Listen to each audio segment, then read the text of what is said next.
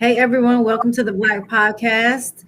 I'm excited again this Thursday because we have a special guest and we just can't wait to speak to him. So before we get started, I'm going to make sure that we're sharing on my page and make sure because I need you guys to start sharing these videos. Now, I have some people participating and doing what they're supposed to be doing, but some of y'all ain't sharing these videos and you just keeping all the information to yourself. So I need you to make sure that you are sharing this video on your social media platform, because again, it's about the Black Podcast. Is the only way we can grow and move forward is if we share the knowledge. And sharing the knowledge is not just intaking it for yourself and keeping your own personal notes, but you got to share with other people. You never know who's in your circle who may need to hear from one of our guests or from our experiences. So please make sure that you're sharing the show, whether you're sharing a repeat or a live, just share it. We would definitely appreciate your support there. My name is Dr. Sherelle Hobson, and I'm one of the co-hosts on the Black Podcast. And many of you know that I'm very passionate about the Black community, in particular our young Black males who are participating in athletics. So I've developed a professional development a model that helps coaches to create a safe and productive environment for our young Black males as they participate in athletics, making sure that they have a lifelong winning life, right? Not just winning a trophy and not just winning for the season, but are we giving our kids, our athletes, the enough skills that they can be productive, whether they're trying to be entrepreneurs or going on to do professional sports or whatever they're trying to do in their lives. Are our sports teaching that to our children? And so I'm very passionate about doing that. My doctorate is in sports administration and leadership. And my study was on African-American males and the effects of athletics on their educational plans. So I'm a big fan and advocate for making sure that education is productive for our young Black males and that they have the skills that they need in order to be productive. So I was honored and blessed to be partnered with Brian Streak here, where we have a whole program called HSBA. And so you guys will be able to find us on wearehsba.com and find out more about what we're doing as an umbrella of the Black Podcast, the big picture. You want to see the big picture, you need to make sure you go to We Are HSBA. So my friend, my host, my co-host, Mr. Street. Hey. So glad to be here. Another Thursday, another show. This has been going strong every single Thursday with a hiccup here or there, but every single Thursday since the beginning of August. We're approaching a year here in a couple of months, and it's all because of the overall vision. It's all because we want to see specifically the young Black male be able to transition throughout life successfully. We want to give examples of what it looks like to be a success across the whole entire spectrum of what we can become in life. So we have guests that are from all different walks of life. Their upbringing may not be the same as what we see them as today. And we want to show that as an example, to give hope to those who may see nothing but just darkness around them right now and assume that's what their life is destined to be. I started going hard in this space back in 2013, 2014, when I was living in Miami, because I was working for the child welfare system. I saw Black and brown lives that were passing through that really weren't given the programs, the services that they needed to be successful in transitioning into adulthood. And I just kept getting excuses that there's no funding there. And I say, you know what? Let me go and figure out how I can help generate funds to actually provide these programs, these services for that population. And that's when I started my company, Your Legacy Begins Now, back in 2018, and just continued to look for people that had a similar vision, to connect with individuals that were in alignment with my vision. And that's when I connected with Dr. Sherelle Hobson here. She wasn't Dr. Sherelle Hobson at the time, but she was in the process. And that's what it's all about. We're just here to bring together, as you see, to boldly leverage affluent connections for knowledge. And we define affluent in our own way: richness and abundance in the areas that they have an expertise in, and bring the knowledge to them, to the masses. So without further ado, I want to go ahead and open up the mic, the camera. Our guest for today, Bishop Greg Davis himself. How is it? Hey, y'all. How y'all doing? And we're doing blessed. We are so glad that you're here, that you took the time, even on your off time, to come on the Black Podcast. So we appreciate you, and we're just excited about having you on the show and the amount of people that are going to continue to, the amount of lives that you're going to continue to change through your voice. And so we appreciate you being on the Black Podcast. Thank you all for having me. Kind of went out a little bit. So, Richard, we want to kind of get started and make sure that we maximize our time that we have with you. If you can just start from the very beginning of where you're from and just the dynamics of your family, how you were raised, so that we can get a better understanding of who you are and how you got to where you're at now. Can you all hear me? Can you all Yes, hear we can me? hear you. You can hear you. Okay, it says my phone needs to cool down of all things. So I am the son of a prostitute. My mother was a call girl. Um, she had a common law husband by the name of Sam. Some of you that may be older, you may remember Sam and Dave. Sam was my mother's common law husband, and I used to watch my stepfather shoot up with his band in the bathroom in the apartment, Wesley apartment. I used to watch my mother leave, and sometime I'd be in the apartment by myself in Manhattan. So I grew up in New York until I was 9 years old, and my dad came by. Didn't really know my dad. He's a lead guitar player, played for many musicians. My mother was into the music life. Um, and he came by and said, "Hey, I really would like for him to move to Detroit to be with my parents." And I had only been there one time to Detroit when my mom went there to see him, and I met them. But I ended up going in 1971. I was 9. My mother said yes because my dad said, "Well, I'm afraid he's going to die in the streets of New York." And I moved to Detroit when I was 9, and my grandfather was Reverend Ananias Davis, and my grandmother was First Lady Davis. I believe that there are times in your life where there are defining moments. I believe there are divine connections, and I believe that my grandparents were my divine connection. They raised me. I received Jesus Christ as Lord. I had never heard of a preacher, a church, or nothing, and that's where I received Jesus Christ. Never saw my mother again until 10 years later on a slab. On a slab, uh, one of her tricks called me and said, "Your mother's dead. You need to get here and go identify her." And I showed up, identified my mama. I was 19. She was 39, and my dad was right. I would have died in the streets of New York, but he saved my life. So that's my story. Wow. Yeah, Wow. that's my story. A lot of people, when you see someone's life where it is right now, people don't ever know the backstory. They just see, oh, I want to be like, Bishop Greg Davis, and I want to have the kind of life he has. And it's like, do you really? Sometimes we have to be careful what we ask for. But during that time that you were going through that, at what point did you feel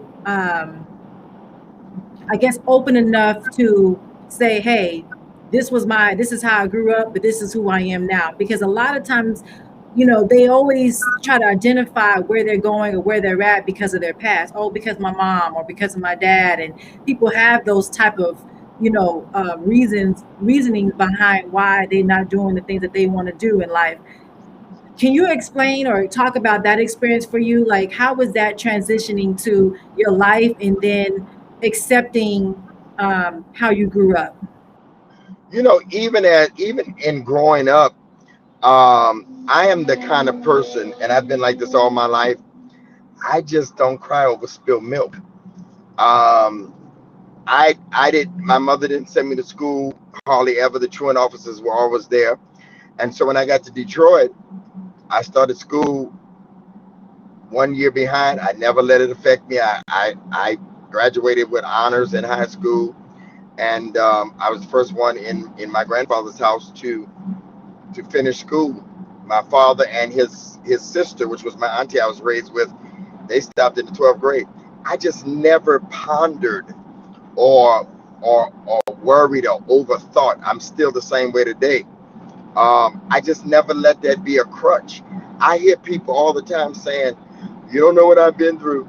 I may not, but I have a story too. Everybody has a story, and your story may not be my story, but the names have been changed to protect the innocent. It's the same thing. Somebody else may have been molestation. Somebody else may have been uh, abuse, physical or mental or emotional, whatever it is. We all have something. The key to it is to overcome it. To overcome it in your mind. That's the first place, and then to overcome it in your actions. Your mind speaks to the rest of what you do, and I just have never let anything. There was a teacher that spoke to me. His name was Harry Haynes. I remember his voice. I remember where we were sitting, and I could see him right now. I was in the 6th grade. He said, "Gregory, there's something different about you. You're going to be great one day." I never had a chance to tell him he died. I remember when he died, and he was actually murdered, and that stays in my mind, that I'm going to be great one day, that, I'm not like the rest of the people that I took that. Some people, they've had people tell them they'll never be nothing. My mom told me that she tried to take a clothes hanger and pull me out and abort me herself. She had did it with 2 others, but I was supposed to be here. It's evident. The other 2, it happened, but she said I was so stubborn. That's not exactly the word she used. She used some other superlatives by telling me that. But I've never allowed. I've had mess ups. I've fallen short. I never stopped. My grandfather bragged about me that every morning I'd wake myself up. He never had to wake me up. My auntie had to wake up every morning. But I'm a self-starter. I'm self-motivated. That's just my personality. I'm not perfect. But when it comes to that area, and I just don't understand, and I want to say to somebody that may be listening and watching, you can overcome anything you've been through. I am a living. Amen. I believe. I definitely feel like that, and the hardest part a lot of times is not necessarily not thinking that you can't overcome it. Is, are you willing to go through the process? Because it may be a long one. Some of us may spend the rest of our lives having to constantly have a conversation with ourselves in our own mind. And if that's what your process is, it's okay. Everybody's process is different. But I think that a lot of times we want our process to be what someone else's process is, or we want to know how long the process is going to last. And we don't know that. And I think that's always the hardest part is not knowing. And I know that's where your faith comes from, but it's still, regardless of where your faith is at, I feel like it's still, you're going to have that urgency or even like anxiety. Like I may feel anxious about knowing, okay, I know God's going to do these things for me, but knowing when you're in that process of, how long, or will I be able to, endure through the challenges that may arise or may come. So when it was time for you to start transitioning to your life and what you're doing as an adult, because you said around 19 is when you had the experience with your mother. From that day forward, explain that transition, because now at 19 you're entering, which I'm sure you grew up a lot faster than most kids because you had to, care for yourself a lot, more than others. When you started reaching like adulthood, like 19, 20 years old, what was those conversations to yourself in your head or with other people that were in your circle? I think it takes a village still. I had great men around me. Unfortunately, that's not the case today. I had, deacons, I had ministers, older men.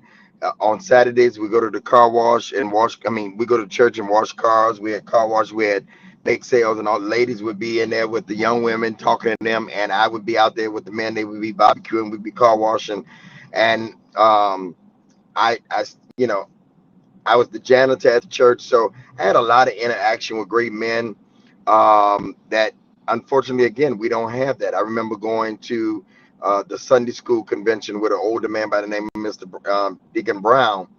And that was the week that I was like, this man talks so slow, blah, blah, blah. But I remember that because he made me get up and go to all these classes and made me get this card stamped so I could come back and stand up before the Sunday school and say, hi, I went to the convention.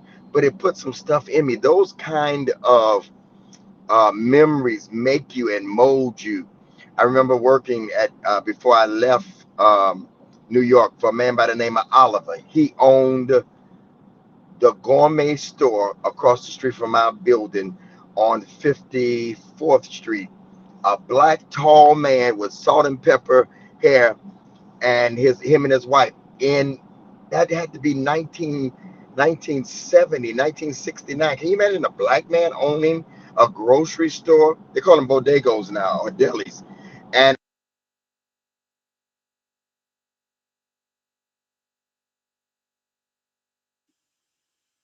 I think we lost your audio.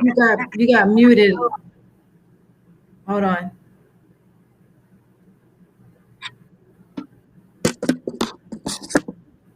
We lost your audio, Bishop Davis. We can't hear you. He in his zone. Yeah. We lost your audio. We can't hear you.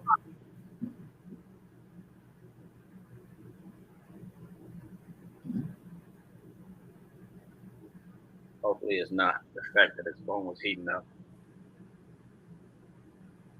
Mm-mm. I'm gonna pull him now and then bring him right back in. He'll log back in. But as you can see, like when he talked about, just his life, I mean, the first thing he said was that he was, raised.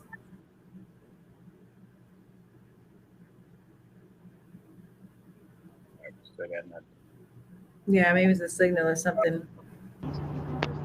All right, we're good now. can y'all hear me now? We can hear you. That's better? Yes. Yep. Okay, I took you off.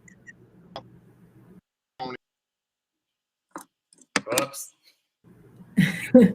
But as he was saying, Brian, when he talked about, growing up just into a situation of, a prostitute, many people, when we look at someone's life like that, that's why I always say you can't never judge someone by their book or their cover or whatever, however that saying goes, because you don't know people's story. And when someone is born into a situation that doesn't look hopeful, that doesn't look successful, to be able to overcome and continue to press through is amazing. Can y'all hear me now? We can hear you. I apologize. Where did I leave off at? Where did y'all lose me? Right after you were speaking about having the bodegas. Mm-hmm. Okay, so I've always had, I never really thought about, oh, you having it tough, oh, the woe is me. I never had those conversations with myself. I never even, y'all still with me? Yeah, we can hear you. I never even thought about it. So to answer your question, I never really thought about it. I just kept doing it. And that's how I am even to this day. I don't understand people that do all that. It was never an option. Even today, giving up and quitting it's just not an option. It's not something that is even, it's not something I even think about. Yeah. Yeah. So I think I'm different because I hear all this other people. But go ahead. Hey, that's a good different. That's a good different. And some of us get it right away, like you did, where that was never a part of your journey as far as your thinking. And some of us had to learn it in our adulthood. And that's okay. We try to tell people everybody's process and everybody's journey is different, except yours is yours. So go ahead, Brian. No, I just think about a lot of the people that I coach, a lot of my current and past clients, whereas most of them are adults, and they are still trying to figure that out, how not to allow things that are outside of their circumstance to control how they think, how they feel, how they move. And, just listening to you just now, like, stop thinking about the negative. Stop thinking about that which you can't control. and just do. A lot of people get caught up and they don't move forward in life because they stop doing. They get caught up in thought. What do they call it? Analysis paralysis. They think about Yeah. it so much that it just holds them back from making any forward progress.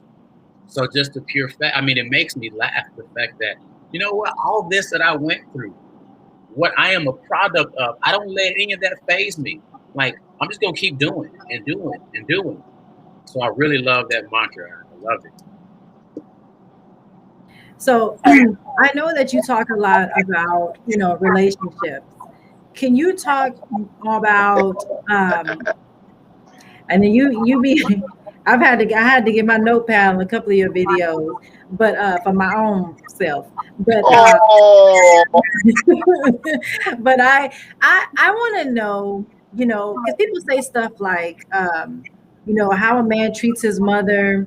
And I started actually asking some women some questions that they want to know. So, get ready for some of these questions.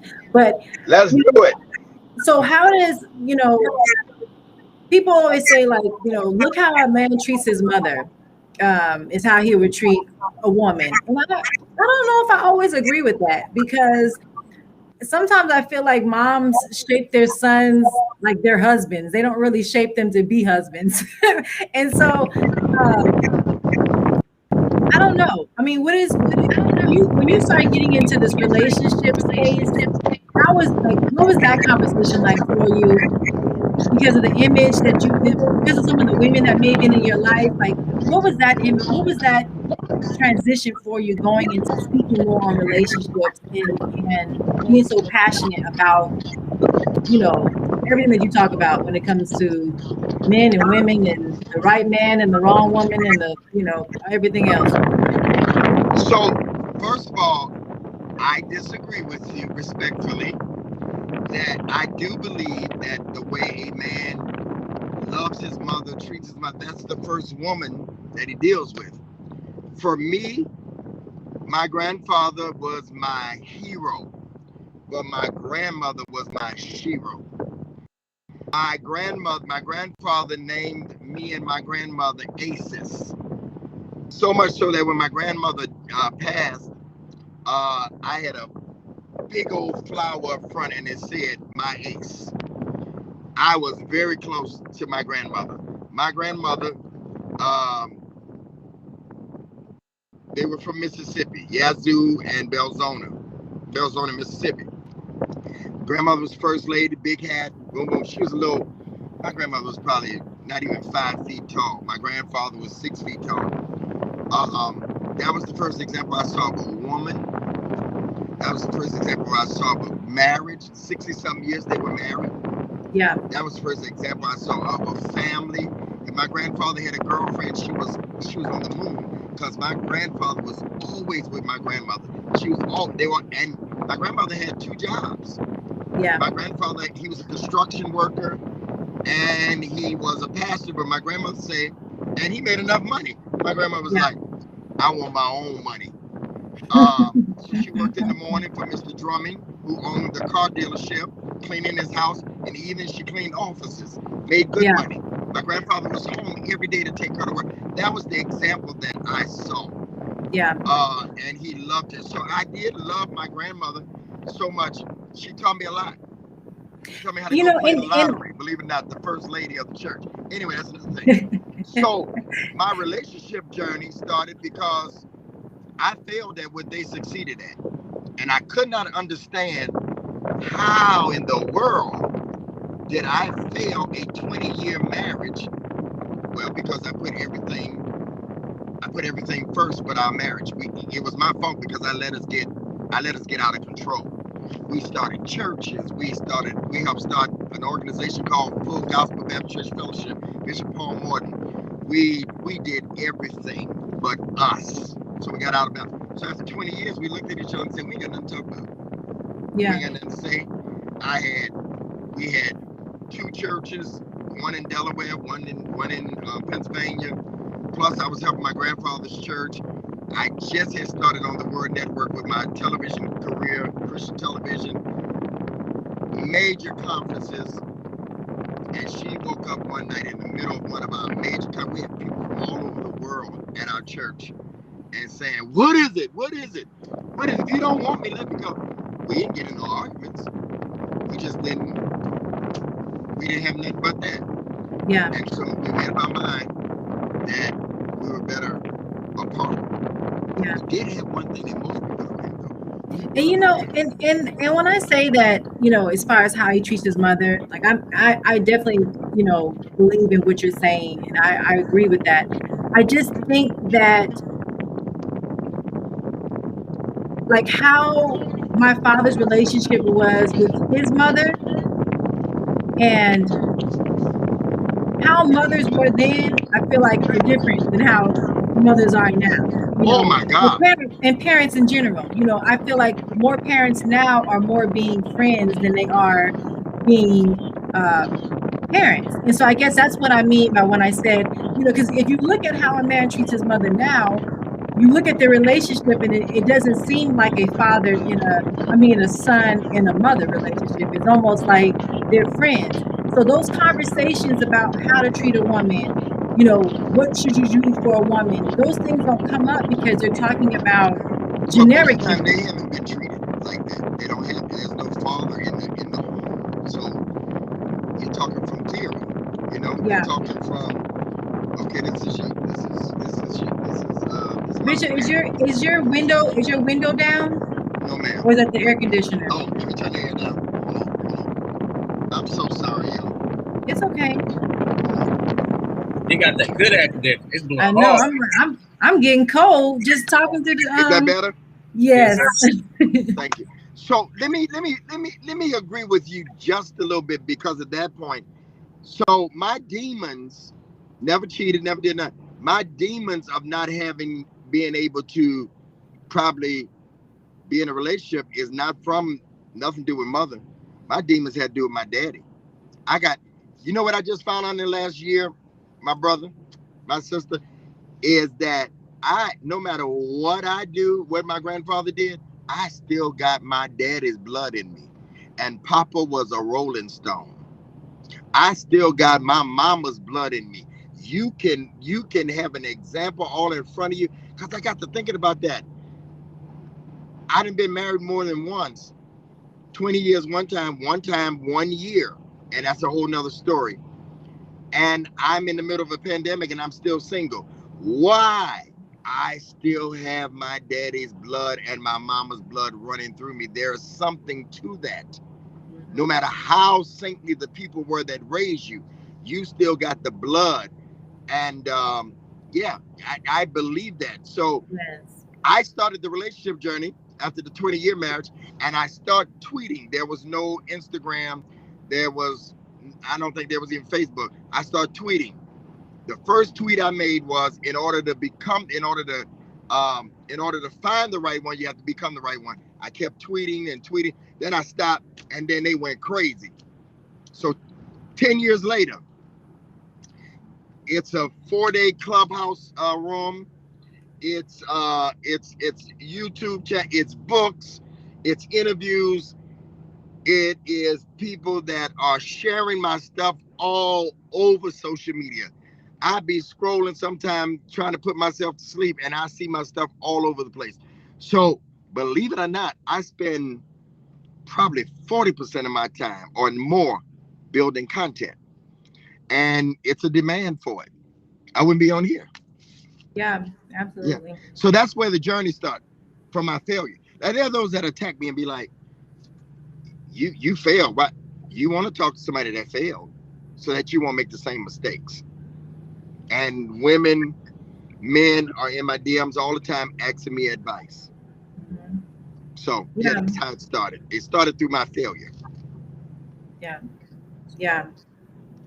And it's always a hard conversation. I know, even now I'll be 40 in September, but I learned so much. My parents been married over 40 years, and I saw things in their relationship that I said, wow. And I saw other things in relationships that I would want to do different, whatever it is, but being able to have an example of a mother and father and like you said, some of the stuff is just in your blood. I don't care how much you talk and you try to talk your way out of it. Some of it is you just got it from your parents. And some of the things that you didn't want to repeat that they do is probably the same thing you're repeating. And you know, and it's just what it is. But it's important, even when you're dating someone, to look at the dynamics of their family. How is the relationship with their mother? You know, how is the relationship with their father? You know, I was blessed that my father, he had conversations with me in transition, right? As a child, he talked to me as a child. So when I was growing up, I was taught to be very independent. You know, I had to learn how to change my tires, my oils, my this, my that. You know, I grew up like that. And my dad would have that conversation about having money in your pocket and having credit, you know, and making sure you're not spending money at, you know, department stores. And so he had certain conversations with me. But then as I got an adult, you know, he started to change some of the conversation to, it's okay to be independent, but you need to know when to be dependent. It's okay to ask for help.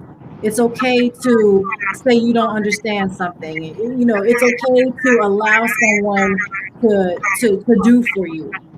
And I had to learn, well, I thought you said I can do it myself, you know.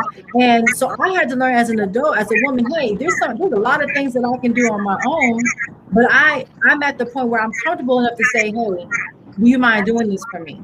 Or, and in some cases, if you're dealing with a man, you don't have to really ask him to do for you. He just does, you know, maybe for how he grew up. And that's stuff that my dad has taught me. So I truly believe that our parents or other influences in our life, teachers can help, you know, mold us into the men and women that we are. So what is your thinking on that as well? What's my thinking on what now?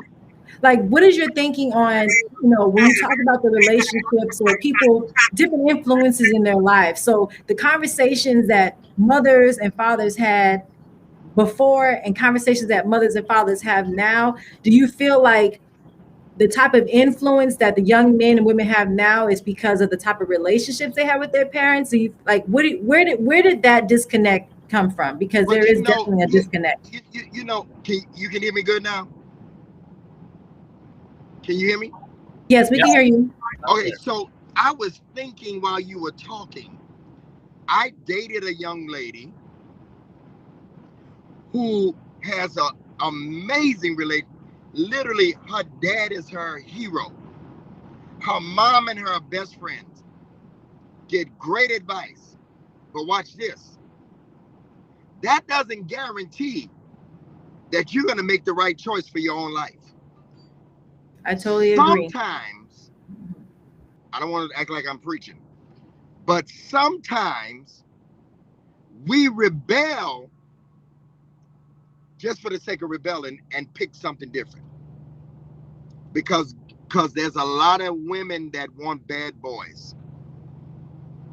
Or they pick what their daddy used to be. The dad may have had a transformation and he's different now. And they say, well, my dad used to be like this, so they're going to get better. Yeah. And that's not always the case. Yeah. Because you don't know their upbringing. Yeah. So I still believe that it takes a village to raise a child. Mm-hmm. I still think we can get back to that.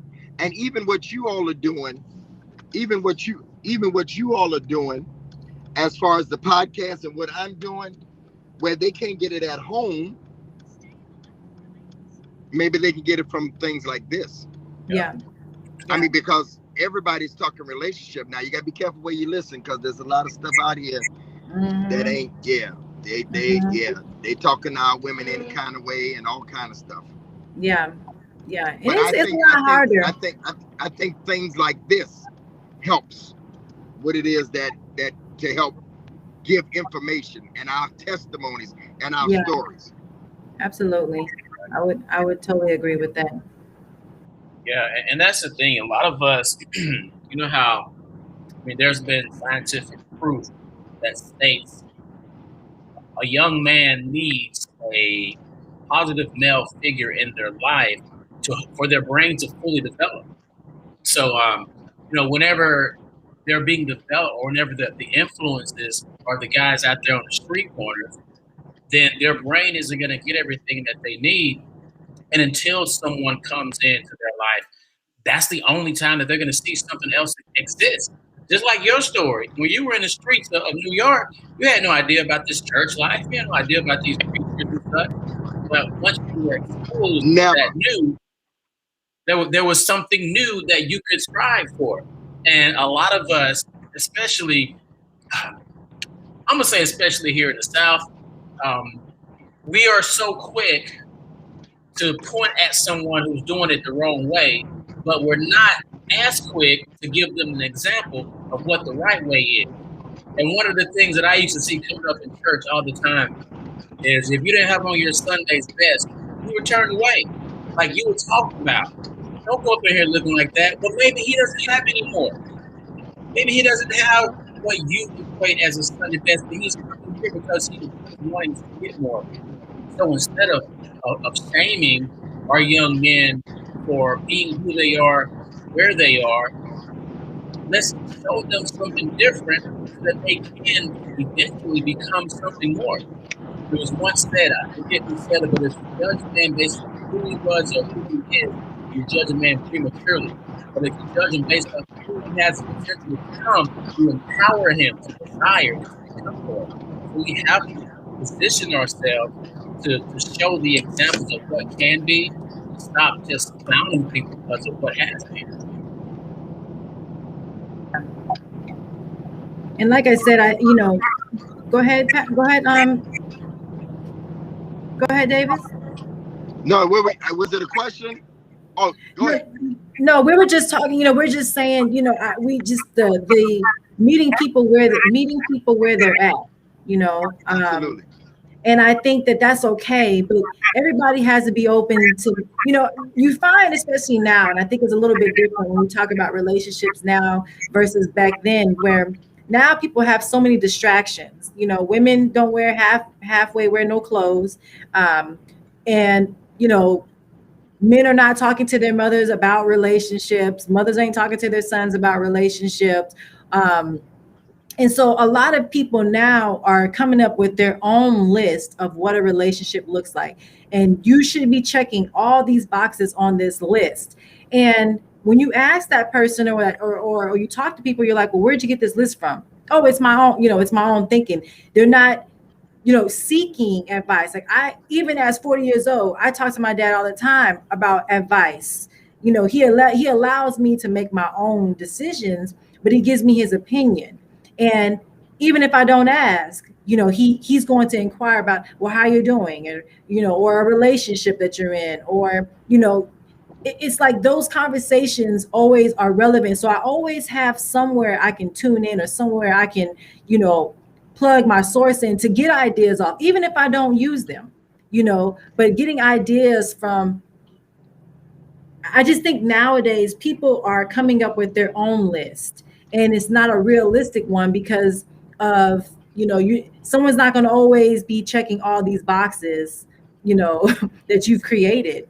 And so, I don't know. I don't know when it comes to that. I think, let me give you an example. I'm on this driving, as we're talking now, I left at 6 a.m. this morning going to Atlanta from Detroit. I'm actually in Atlanta, heading to my hotel. And I did New Jersey and Philly about 4 weeks ago. And I stopped and picked up some flowers to surprise my daughter on the way back in Philadelphia where she lives. I knock on the door. She don't know I'm coming. And I'm knocking and she's looking out the window and I'm making sure she can't see me. Well, she sees my car parked out and she opens the door and she took a video. She said, oh my God, my dad is here and he has flowers. She FaceTimes her sister and said, this is the reason why I don't be bothered with these. I ain't gonna say what she said out here because my daddy does this and he shows me how I'm supposed to be treated. Can we drop the mic? If you don't have Go ahead. If you don't have that, then find you somebody that you trust that can share with you. That's not going to, try to take it somewhere else. In my book that I have, preparing in position for the right one, there's a biblical story about Naomi and Ruth. Naomi prepared Ruth for Boaz, the character in the Bible. And then she told her where to go to position herself. You need to find somebody, an older woman. Now it may take a minute nowadays. It may take a little while. It may take a little while now. It's not as plentiful as it was, but they're out here. And I think we accentuate the negative so much of, society. And now we got social media that's telling you how you're supposed to look, how you're supposed to dress, how you're supposed to do this. If you're naked, then you're gonna get a man. Well, you ain't gonna get a man. You're gonna get some, but you ain't gonna get a man. You're gonna get something, but you ain't gonna get a real man. Because a real man don't want anybody. He's gonna do what he's gonna do with the one that don't have no clothes on. But the woman he wants is the one that has her clothes on. And that is plain hard to get. Because we like to chase. Brother, you ain't saying nothing for me. Because we like to chase as a man. And so taking your clothes off and doing all that stuff, and we have to change the narrative. List, you can make a list all day long, but a list has to be tweaked. It has to be adjusted. And then make sure that you can give what you're asking for. Yes. Become what you want. You want a high value woman, a man, you got to become a high value woman. You become. We are so engulfed with what we find and what we're looking for instead of becoming ourselves. Our whole focus is off. We focus on the catch more than we focus on becoming what it is we want. That's just my opinion. Man, that's so much real. That is so much real. And there's so many people that will jump out of a relationship and then not really analyzing what happened, what went wrong with the past relationship. And then they jump right into another one. And then they wonder, I mean, well, if you take a break, I hope you pause. Analyze who you are, what some of those experiences were that you went through that potentially contributed to that relationship ending, and understand that it's a common denominator. You can't always be the other person. Common denominator. They forget about the common denominator. And that's the thing. People that just like Brian was saying, that just go from relationship. They think that they're experts at relationships. But if you're always in a different relationship every other couple of years, it's probably not the people that you're with. It's probably couple of years. What are you talking about? A couple of years. Every time in relationships. I'm telling you, there's people that get in a relationship with this person for 2 years, and then they break up and they with a whole nother person for 3 years. I disagree. They get in a relationship for a few months. What are you talking about? Well, some of them sit in it for years, but yeah, it is months too. But it's no, I know what you're saying, but it's crazy. Well, I think they never take time to heal. They just go from relationship to relationship, and they're broken.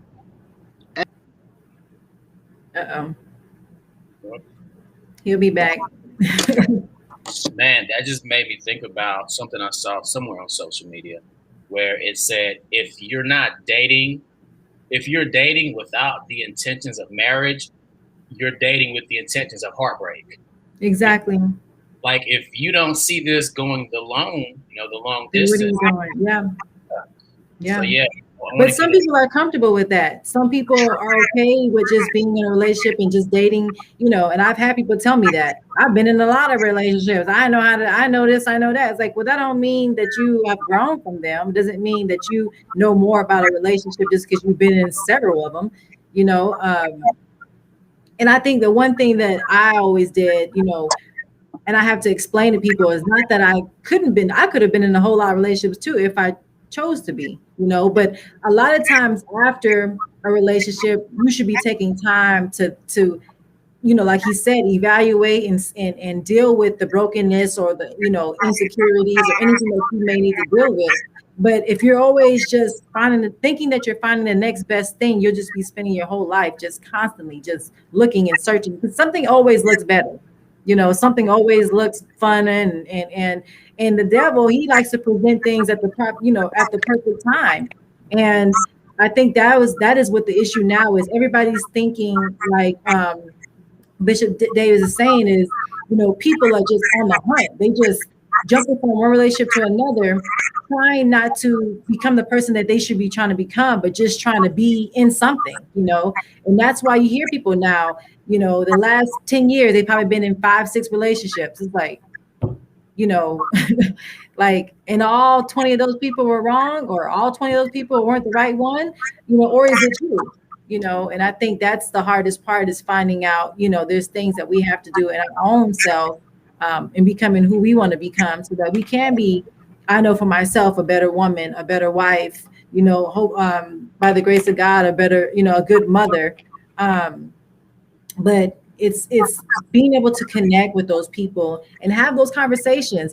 Nobody asks questions anymore because they're too prideful, or they already have their set ideas in their head of what they think relationships are and what they're supposed to be doing, and they wonder why they don't have any successful relationships.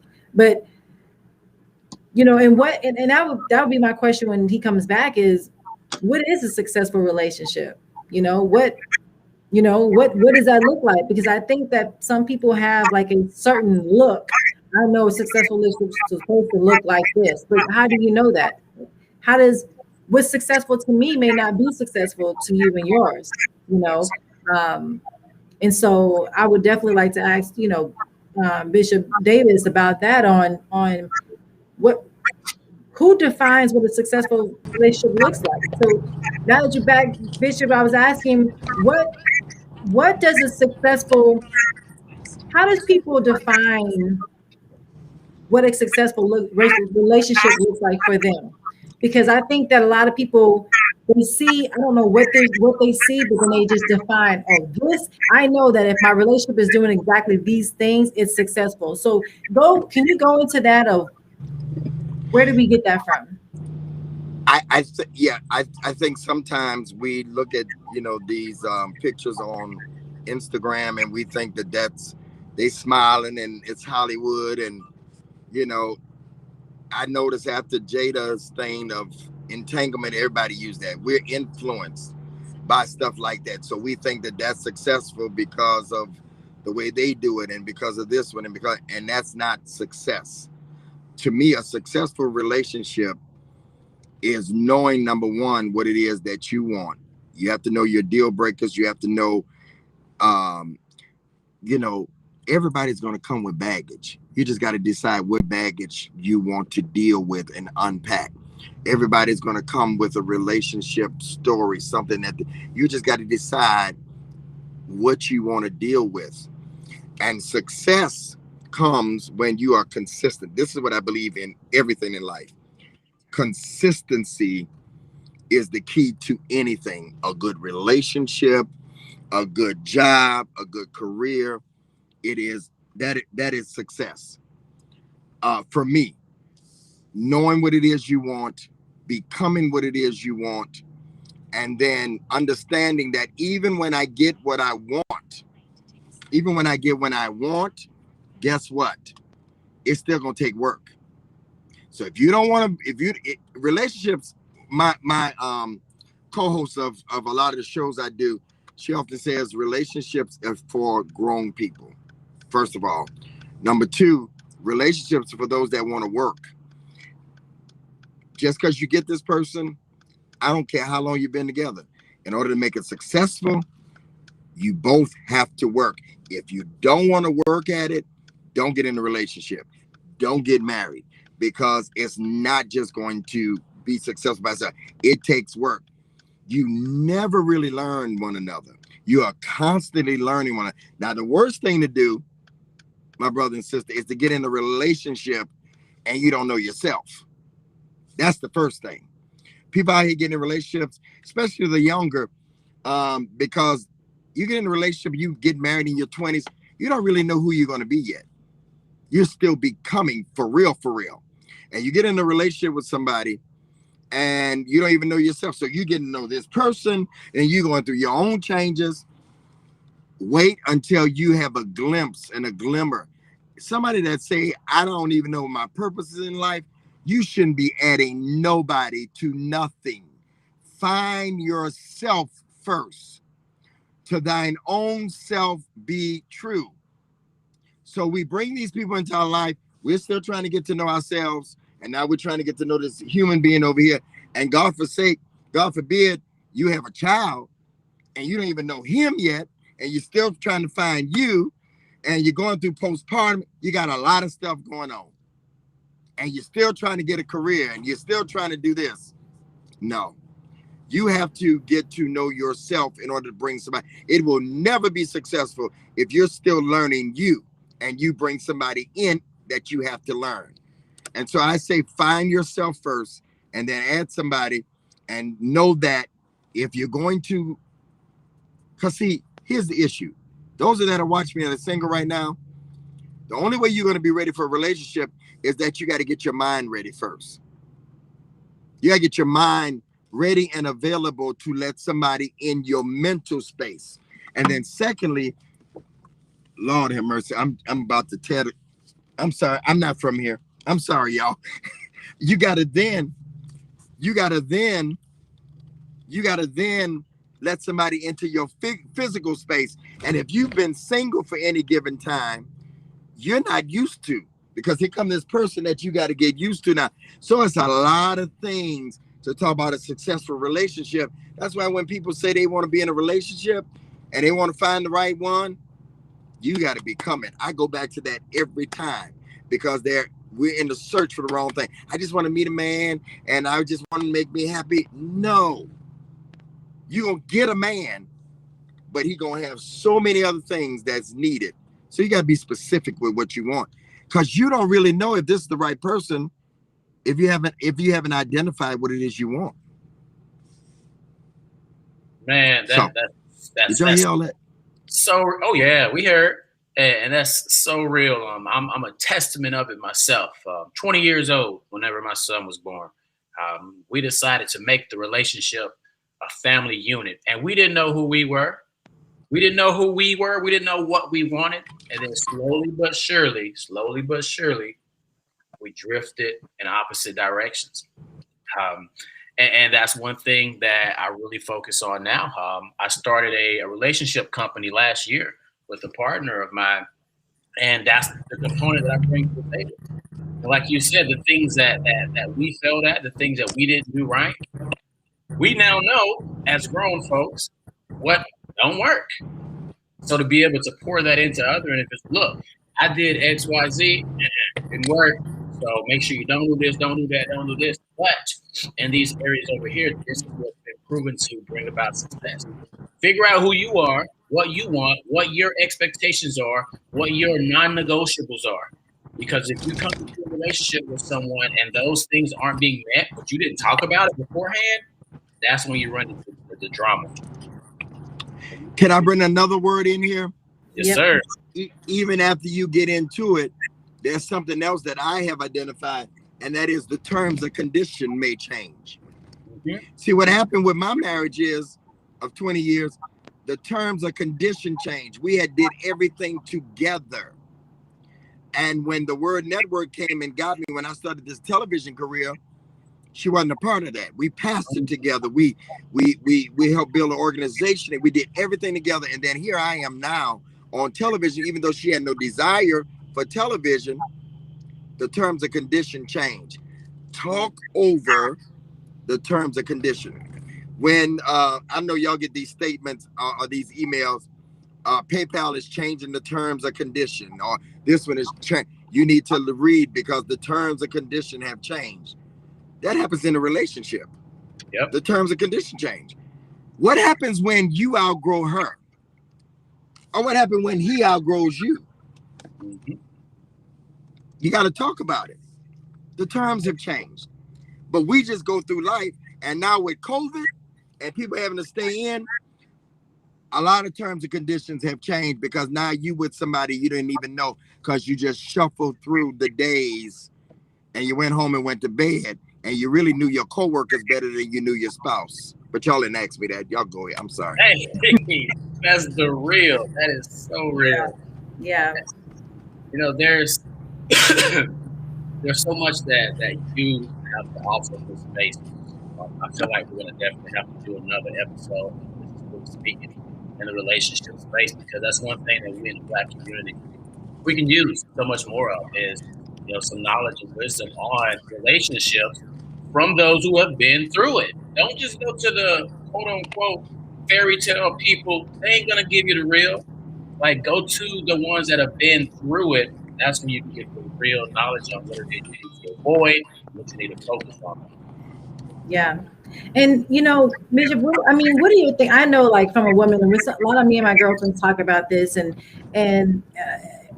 when we talked about, make it plain, write it down exactly what man that you desire and the things that and I've heard that so much from different people, like, girlfriends and people on TV, they'll say, I designed him. Like I wrote down exactly what I wanted and God sent me exactly, there were seasons in my life, even a struggle now of when you're writing that list, it's almost like you're afraid to write it because you're not sure, like, can he really send me, all that I desire, even though I know he's going to give me the desires of my heart. But it's like, when you're making that list, you're like, man, like, especially as a Black woman, we have probably the lowest percentage of being married, and so a lot of it has to do with trauma, I'm sure, with women, but it also is just like people aren't just committing for whatever reason. It's just not. And when you make this list as a woman, while you're waiting on this list, you're getting older, right? So for us, it's that pressure of, okay, I have this list. I know what I desire and what I desire, what God has placed in my heart for the man for me. But then you also, for women, we look at our age and we wonder, well, is he going to send them when I'm 50? Is he going to send them when I'm 60? So it's almost, I think that I don't feel like men have to deal with the pressure of time as much as women feel like we deal with more time. Okay, so y'all probably getting ready to throw me off the show, but I really don't believe God sends husbands. I really don't believe he sends wives.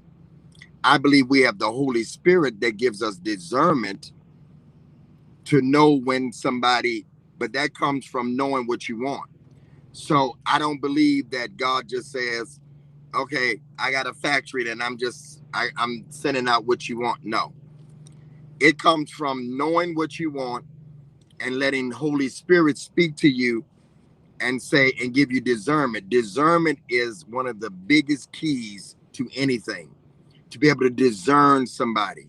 And I think so many times what you just said about waiting until I'm 50 and 60, waiting on God. Well, maybe you waiting on God and God said, I gave you discernment. I gave you the Holy Spirit. Since we're talking Bible, the Bible says the Holy Spirit leads you and guides you into all truth. That includes a husband. That includes a wife. So some people are waiting on something that ain't never going to come from God because he's already put in you what you need to be able to discern. But you got to write the vision. When you say write the vision, that's writing the vision for every aspect of your life, your career, your mate, all that stuff. Last time I checked, we celebrate Easter because he rose, got up, and went back to heaven. And he said, it's finished. That means everything that he came to do is finished. And then he sent something. Just so happen if you're a believer, you believe a believer that's Pentecost, you believe that this Sunday is Pentecost Sunday. 50 days after Jesus rose, he sent a comforter. He said, now this comforter, paraclete is what it means, will lead you and guide you to all truth. So you mean to tell me that God is sitting in heaven and just saying, boom, boom. He said, no, it's finished. So I put everything you need in you, but you got to do the work. Faith without works is dead. You got to get out there. You got to prepare yourself. And then you got to get out there for somebody to find you. We like quoting that scripture. He that finds a wife, find a good thing and obtains favor from the Lord. How he going to find you? He going to break the door down? Where he going to see you at? I mean, just where? He going to just drive up in the garage? Even Cinderella had to fake who she was to go and allow the prince to see her. Esther went before the king. I mean, since we're using Bible, Esther went before the king. He had to choose her. She had to prepare herself for a whole year. That's why I wrote that book, Preparing the Position for the Right One. We're waiting on something. And that time clock that you talk about, that's pressure you put on yourself. Because there's somebody that no matter how old you are, they will still want who you are because they're preparing for you while you're preparing for them. I'm just saying. This is just my opinion of God sends a husband. He don't send nothing. He sent everything we need. All we have to do is do the work and discern. Yeah. My opinion. Being in position. This is not the opinion of those that own the show.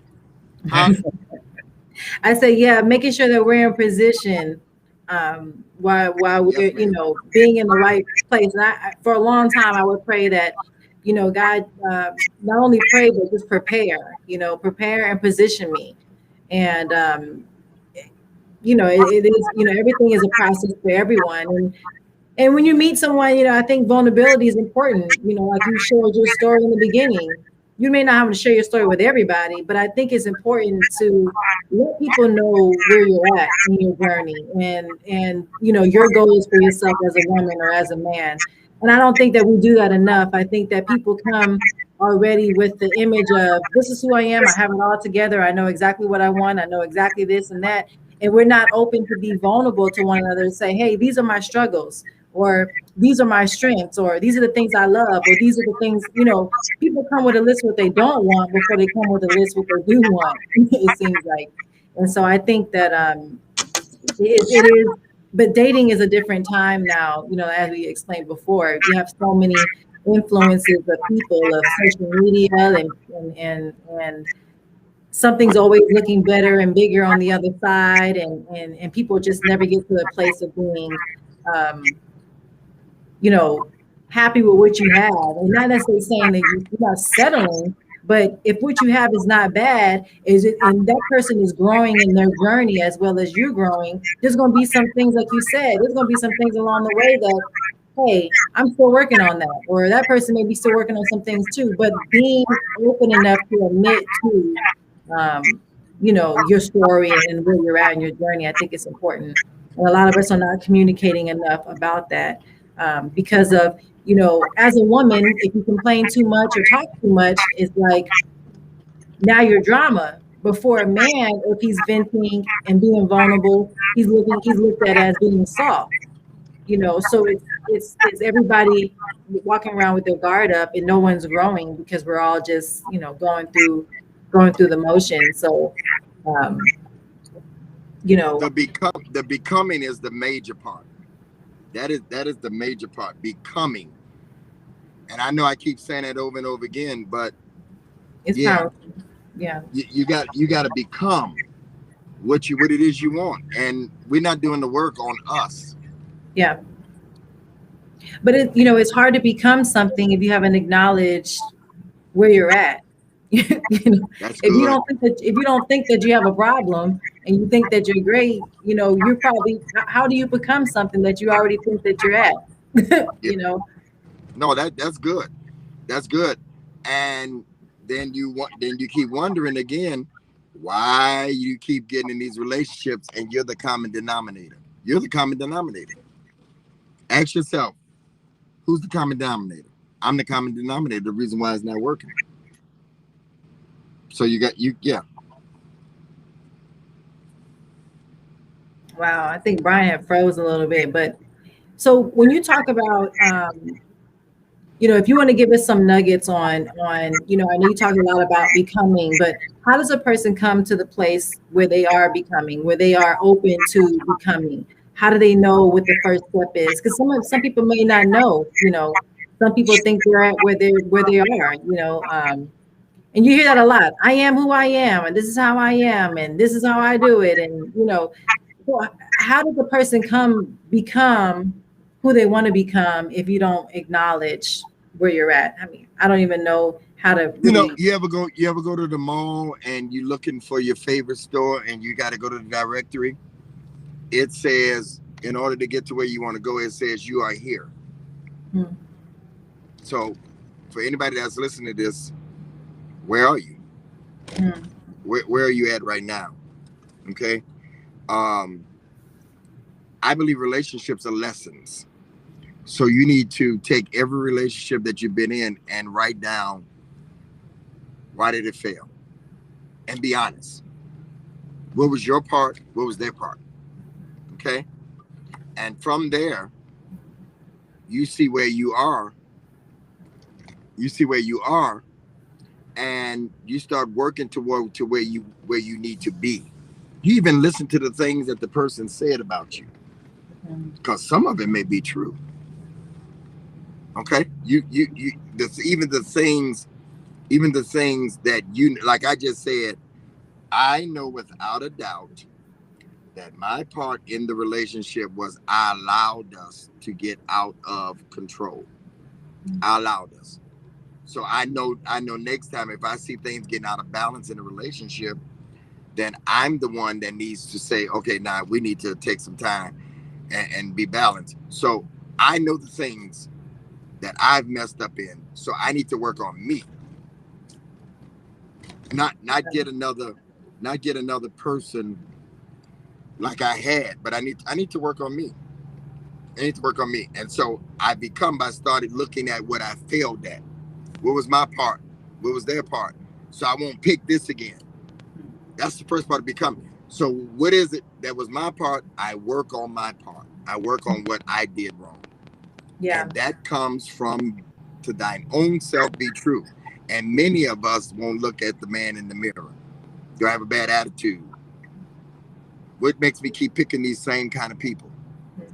Am I seeing a resemblance of my father? The way my father treated my mother. What is causing me to pick the kind of man that I'm picking? There is a reason. What is it? Let me research. Let me see. Maybe I didn't even know. Maybe I didn't know who my father was. I need to research, because maybe or my mother, there's something in me that keeps me picking the wrong person. So I have to work. Relationship.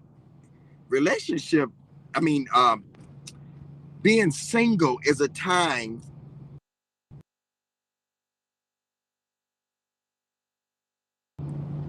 But it's to work on you. And many times we just want to go out. People want to just go out and party and just have fun. And that's not really what it's about. Yeah. Are y'all there? Yes, sir. I appreciate it. I was able to listen in through my phone while my computer rebooted, but just the fact of once you go through one relationship, being conscious about figuring out where did I go wrong, what do I need to work on, what I need to fix of me so that I can become that which I desire to be. Correct. I think that's so important. And we got to get outside of our ego. That, well, hey, her loss, his loss. No, like figure out how that was your loss too, how you contributed to that loss. And it really takes the business, all your ego, realize that you're not the next thing. So fix yourself before you bring somebody else to your next test. Real that you drop. Absolutely. I just think it's a journey for everyone, and you have to be open and willing to like you said earlier, to take that journey. And everybody's going to come with something. So what you may not like about one person, the other person may not have that, but they may have something totally different that you don't like. you know. So it's, if you're constantly always looking and searching for this perfect whatever, it's going to be, it feels like you're always going to be searching, because like you said, everyone comes with something. You have to decide, you know, what that something is and what you're willing to deal with. And a lot of times there's adjustments that we have to make on our own that may make that other person, you know, better. That's the whole point of being in a relationship, is what can I bring to the table? Hey, I may be weak in this area, but this is a strong area for you. You know, you can help me in that area, and vice versa. But we have to be open to doing that. And I don't know if a lot of us are there yet, to growing. You know, a lot of us already have it all figured out. So that hinders the growth of your relationship when you know everything, and you know how everything is supposed to work. There's no one size fits all. What works in one relationship may not work in yours, you know, or for that particular person, man or woman. You know, there were men that I knew that, you know, like their plate to be fixed, and there was other men that hated that, you know. So you have to find out what that person likes, and be willing, if you feel like they're worth it, be willing to make that change, or an adjustment. You know, like you said, the conditions may change from relationship to relationship, so you can't bring set conditions into new conditions, you know, to new seasons. And you got to ask yourself, I believe more in the adjustment than the change, because I believe if I have to change for you, I'm talking about the core of who I am. I should have to change the core. No woman should have to change the core. No man should have to change the core of who they are, but they can make adjustments.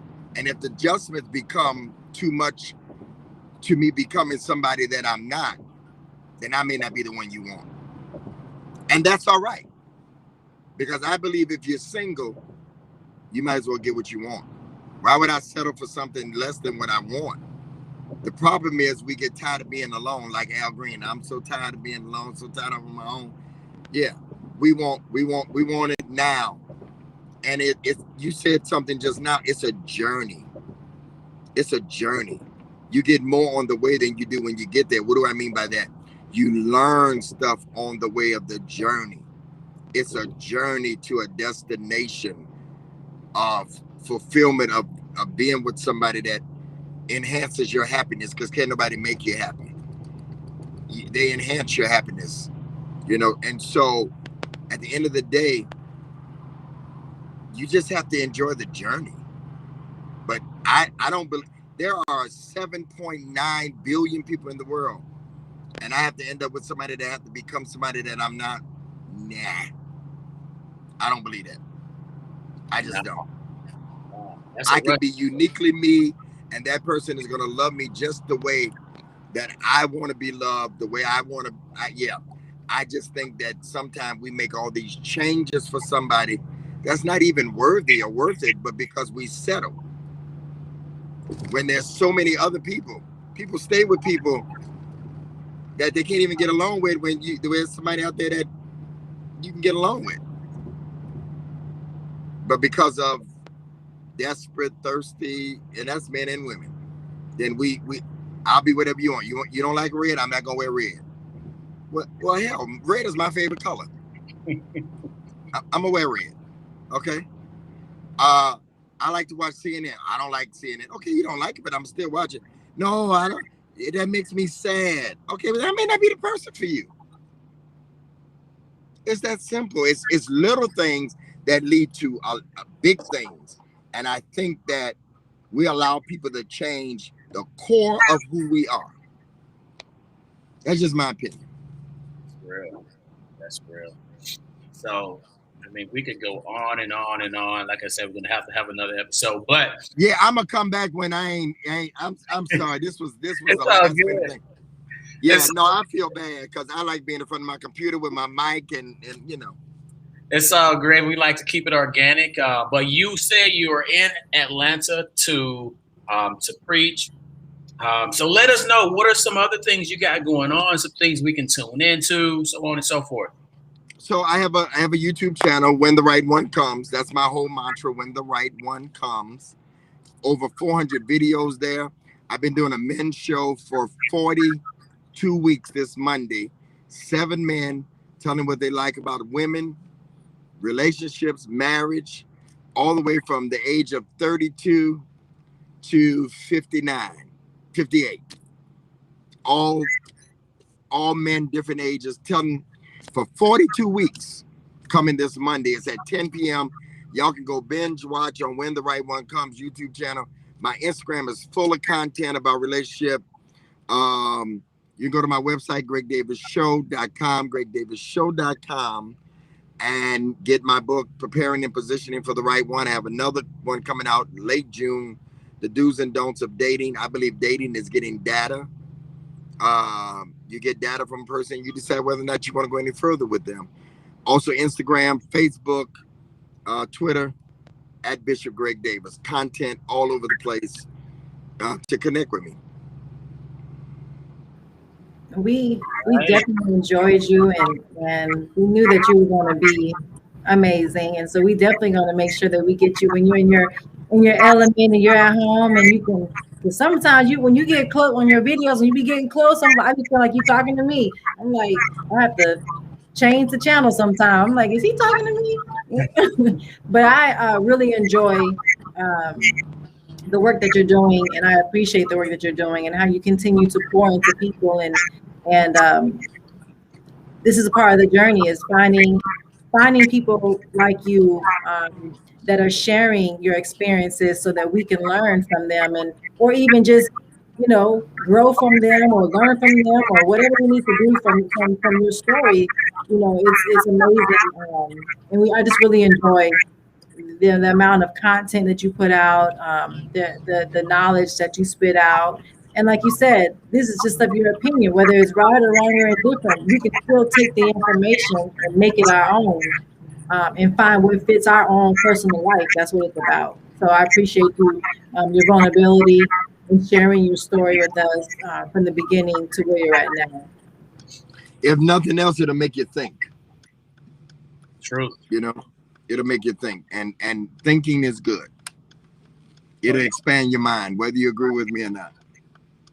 And just speaking on the mind, I want to close us with this one that you mentioned at the top of the hour. You don't get, and I think I put it in the chat earlier, but you don't cry about spilled milk. You just do. Right. And I think that is a piece of advice so many people can run with. Things that you can't control, little things here or there. Don't cry about it. Just do. Just do. And then one more that you drop as far as discernment. You've got sent to you already what you need, but it's up to you to discern what is for you. It's up to you to discern who is for you. And I really appreciate that, because that's so applicable across all stages of life. Right. Absolutely. And becoming. And becoming. Yeah. Well, thank you so much. You've been amazing. And thank you again for just driving and talking. I know you couldn't get all too deep, and I wanted to make sure you were still looking around and not at the camera. So I didn't circle Atlanta 10 times, y'all. Oh Lord. It's okay. It's okay. Thanks right off. Yeah, I'm good. I appreciate y'all. Please have me back. Oh yeah. Absolutely. We will definitely stay connected, and thank you again. So you can find Mr. GregDavisShow.com, find some information there. Please go out and buy his books, and hey, if you don't think you need it, then get it for somebody else that may need it. So we all need something. You need to be reading, and we should all be growing. So please make sure that you go to the YouTube video When the Right One Comes, and subscribe to his video. Don't just watch it, but subscribe to it, support it, share it, so that we can continue to spread the knowledge. And the more that we all continue to grow, there'll be more healthier relationships and less divorces, if we can all figure out who we're trying to become, so that we can have a healthy relationship that we're desired to have. So thank you, Mr. Davis, for being a part of the Black Podcast. We really enjoyed you. Yes, sir. Thank y'all so much. I appreciate y'all. I'm at my hotel. See? All right now. All right. Timing is good. Be well. Yeah, thank you. Don't forget about my shirt. Forgot to tell about my shirt. Well, amazing. And we had so many questions coming in, and I got to some of them, but not all of them. But hopefully, some of the women can continue to ask Greg Davis about his questions or give him some insight on his ideas on relationships. And it's a journey for everyone. Everyone's trying to figure out who they're becoming, what they're becoming, and what they're trying to do, and the desires that God has placed in our heart that only we understand. And so it may be difficult to explain that to the next person of what the desires that you have in your heart, because it may not make sense to them or they may not agree. But we only know what God has placed for us in our heart. And all we can do is strive to be the best that we can on a daily basis. We're going to fall short. We're going to be sometimes that we don't check all the boxes, but we can't beat ourselves up about it and allow ourselves to grow in those places that are challenging, because like I said, we're all trying to figure out what we're supposed to be doing, and what we used to do when we were 20, you shouldn't be doing while you're 30. You shouldn't be doing while you're 40. We should constantly be growing. So if you're looking for the same thing you were looking for when you were 20, like he said, terms and conditions have changed. And if your terms and conditions have not changed, then you're the problem. So we have to find how we're going to adapt to where we're at right now. And hey, some people you may have to meet halfway, and there's others that are going to come with things already what we feel are put together. But I don't believe that anybody is 100% where they want to be. I think even when we get close, or we think that we're close, we still got a whole nother other stuff of layers that we're trying to peel back. And so you have to be with people that are willing to accept you for who you are, and enhance you and support you and inspire you. Brian may not have all the pieces for the next one, but that doesn't mean that she can't accept the pieces that you have. And it's not settling. When people say accept, they think it's kind of like settling. That's not settling. But being open to, hey, there's flaws that you have that she's going to have to accept, and there's flaws that he's going to have that you're going to have to accept. But you can't expect that everyone is going to be picture perfect or checking off all these boxes. It's just some things you have to work through, and everything's a journey for all of us. Yeah, and just to speak to that and kind of tie a nice little bow around it, as Bishop Davis was saying, don't allow yourself to be completely redone. Like, don't completely change yourself, but we have to be willing to negotiate, to compromise, and make little tweaks here or there. If we really want to, go through the work that it calls for, to be in and to make that relationship work. But off of that note, thank you all again for tuning in. Yes, make sure you share the video, and you will be seeing a link on our on our Instagram for the swipe up of the YouTube video. Please make sure you subscribe and you share the Facebook video and you subscribe to the YouTube video. And you can also find more information about our organization on wearehsba.com, and you will see all the different things that we're doing within the Black community with our young men and women. So please make sure that you support us in that matter. And like I said, even if it's starting out with sharing the video, that is support. So we please would like for everyone to continue to share and support and comment, because we're all growing. It's all a journey for everyone. So don't hold all this information to yourself. Make sure that you are sharing the information, and whether you think it's for you or not, you never know who's in your circle that may need to hear. So make sure you are sharing and subscribing. That's it. We'll be here next Thursday at 4 p.m. Central Time, same place, same time. So we will see you then. Make sure you're looking on social media on who our next guest is for the Black Podcast. Yes, indeed. Yeah.